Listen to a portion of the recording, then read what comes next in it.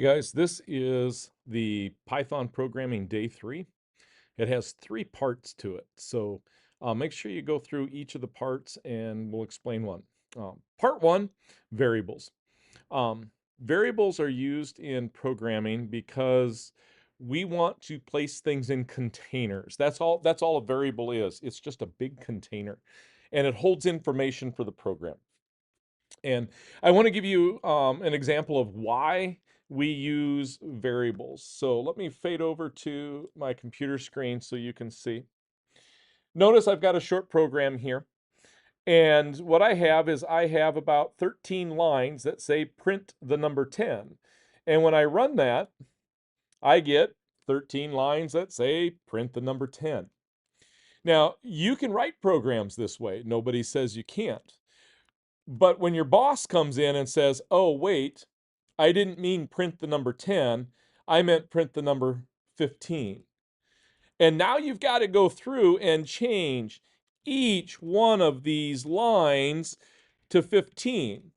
And there's an easier way to do it, and that's what we do when we have variables.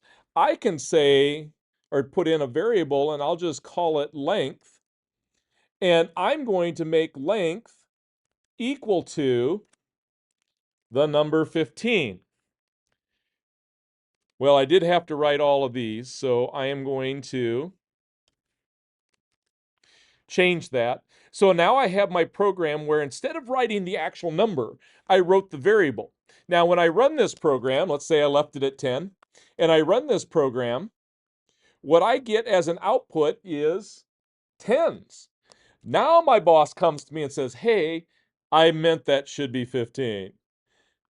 You only have to change this number, and when you run it, the entire program changes. So we use variables to make programming easier so that we don't have to remember everything down the road. All we have to do is change the variable and everything else in the program changes because of that one change. That's why we use variables. All right. Now, when using variables, there is different ways to print them. And if we go over to here, you can see that we have a variable and it's going to equal 10. Notice when I print this, we're looking at the first line here. I'll move these down so you don't have to see those. We look at this first line, we're using the same print and it says print variable. When I run this, print variable,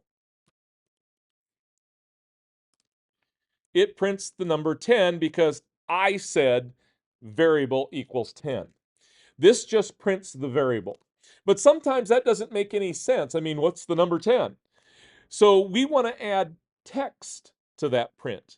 To do that, notice the format again, print. You still have parentheses, but this time we want to print some words in front of it. To do that, you have to put those words in quotations. The best number is. And when we do that, oh, wait, that's not going to print the variable. We have to move our cursor outside the quotation, put a comma saying the text is done. Part 1 is done. Now part 2 is to print the variable. And when we type it like this and we run it, it's going to tell me the best number is 10. This is how you print text with a variable. Now we're going to do this last one in a little bit. When we talk about the F string, because this one requires the F string. But I want you to see that if I change this to 15 and I hit run, notice my program automatically changes because I changed the variable. The rest of the program changes with it. That's the end of part 1. Play around with printing, making a variable, printing it with text and the variable. Notice the format. The variable does not have quotations because it's a number. Text does. When you print the variable, no quotations. When you print text and a number, the text is in a quotation and it is separated by a comma before you do the variable. And again, this last one we'll talk about in a second.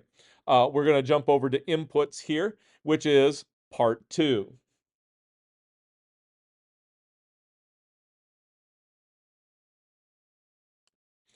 All right. Python programmers, day 3, welcome to part 2. And this part is on inputs. An input is a command in Python that tells the computer to ask the person at the keyboard to enter information. For instance, if you look at our program, I, the programmer, said variable equals 15. But what if I wanted you, the user, to enter your favorite number or the best number? And to do that, we use a command called input. So I'm going to get rid of this, and I'm simply going to say input. Now, whenever we input something, you have to put it in parentheses. Now I run the program, and you can see that now I have a flashing cursor over on this side. It's waiting for me to put in a number. And if I were to put in 23 and hit enter, it will tell me 23, and the best number is 23 because in my program I said print the variable and print the best number is variable. But that was confusing, wasn't it? If you were to walk up to a computer and all you see is a flashing cursor, do you even know what to put in? And the answer to that is no, you don't. So we need to find a way to put something or to ask or to have the user get information from you. So in the input command, you can also put text inside those parentheses. Just like any other time, you use quotations for text. What is the best number? Question mark. And what the computer will do now is it says input, but because this is in quotations, it's going to print that for you. And the user, the person over here, now knows what it's supposed to do. For instance, run. What is the best number? Now I can put in the best number, hit enter, and my computer program runs with the number that you put in. Inputs are important because it allows the user to make choices in the computer program. That should take care of input. The last piece we're going to talk about is that F string. And I'll be right back with that in just a second.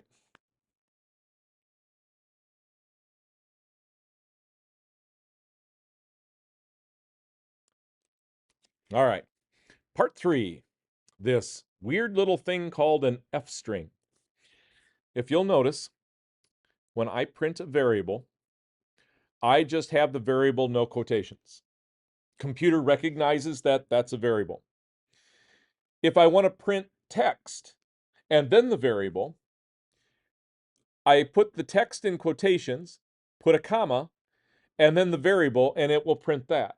But what if I want to print text, variable, and some more text? And that's where that F string comes in, because we have to tell the computer that something special is going on and that there's more than one thing to think about. In essence, when we do this, we are telling the computer that we want to do part 1, which is text, comma, which separates everything, part 2, which is a variable, comma, which separates everything, to part 3. And when we do this, this allows the computer to know that we're doing these 3 parts. But we have to give it a special command, and that's where we go F, quotation mark. And then we're going to have the quotation marks around part 1, the commas on the outside because it's separating part 1 and part 2. Part 2 is going to be the variable. And then part 3 is back to text again, so you have to put it in quotations. This is going to allow the computer, and you can see it went red. Red means it's text. Black means it's a variable. Purple means it's a command, and you can see that we are text, variable, text. And so when I run this program, it's going to ask me for the best number. And it's going to say the best number is, okay, 13 is line 1. The best number is 13 is line 2. And then you can see in the third one, part 1, text, 13, part 3. What I'm going to do is type here, I think the best number is, we have our variable, and we're going to have the comma, and we're going to put because it's awesome. And now if I run the program, what is the best number?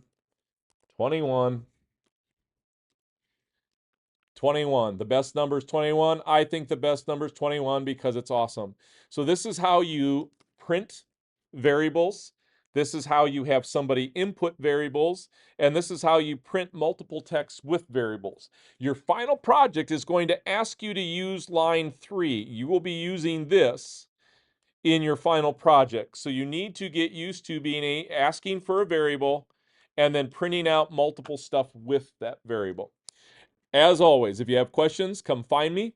Get through the work for the day. Make sure you understand everything that's going on day 3. If you have problems, come find me. Have a great day, everybody.